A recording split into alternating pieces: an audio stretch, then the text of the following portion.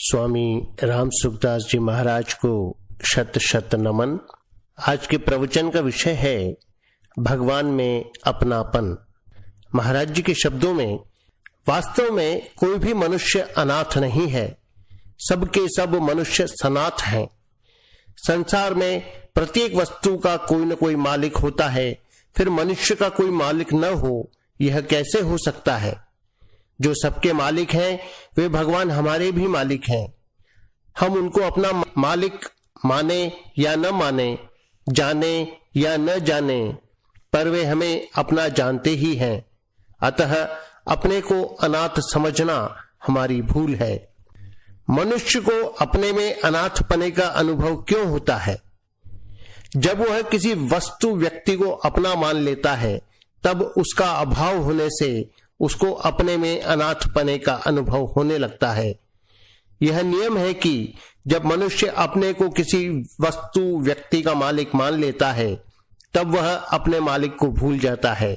जैसे बालक मां के बिना नहीं रह सकता, परंतु जब वह बड़ा हो जाता है और स्त्री पुत्र आदि को अपना मानने लगता है, तब वह उसी मां की उपेक्षा करने लगता है। इसलिए गीता में भगवान ने शरीर को अपना मानने वाले, अर्थात अपने को शरीर का मालिक मानने वाले जीवात्मा को ईश्वर नाम से कहा है। शरीरम यद्वाप्नोति यच्चाप्युत क्रामतीश्वरः। अगर मनुष्य भगवान के सिवाय किसी को भी अपना न माने, तो उसका भूल से माना हुआ अनाथपना मिट जाएगा और सनाथपने का अनुभव हो जाएगा। वास्तव में भगवान ही सदा से अपने हैं। संसार पहले अपना नहीं था, पीछे अपना नहीं रहेगा, और अब भी वह निरंतर हमारे से बिछुड़ रहा है।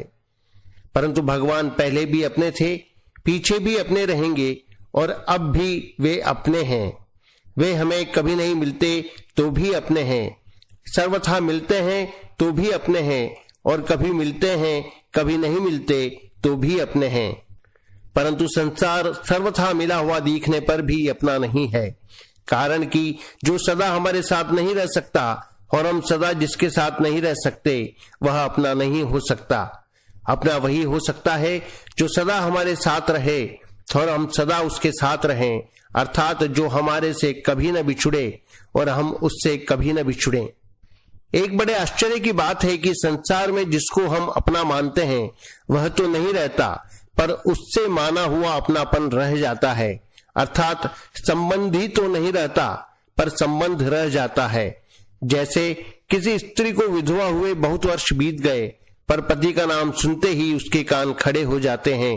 अर्थात पति के न रहने पर भी उसका पति के साथ संबंध बना रहता है कि मैं अमुक की पत्नी हूं।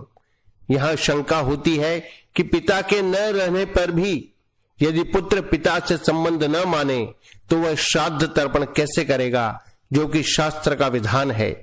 इसका समाधान है कि अपने स्वार्थ के लिए, अपने सुख भोग के लिए माना हुआ संबंध ही बांधने वाला है। पितृ ऋण उतारने के लिए, सेवा करने के लिए माना हुआ संबंध बांधने वाला नहीं होता, प्रत्युत संबंध विच्छेद करने वाला होता है।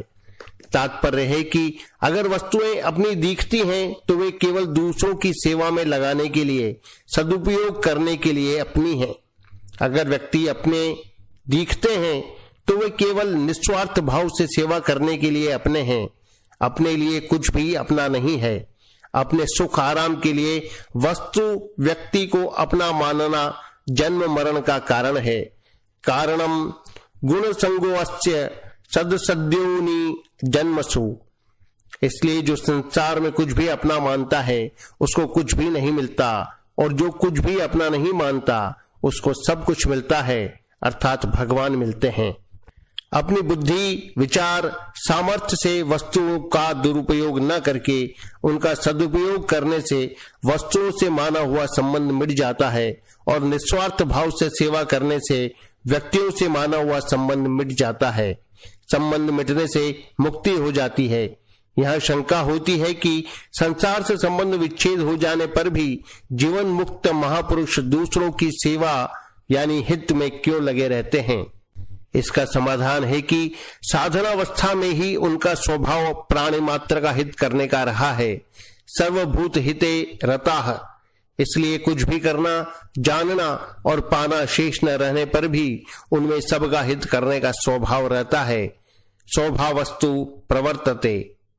तात्पर्य है कि दूसरों का हित करते करते जब उनका संसार से संबंध विच्छेद हो जाता है तब उनको हित करना नहीं पड़ता, प्रत्युत पहले के स्वभाव से उनके द्वारा स्वतः दूसरों का हित होता है। भगवान के सिवाय हम जिसको भी अपना मानते हैं वह अशुद्ध हो जाता है, क्योंकि ममता ही मल यानी अशुद्धि है।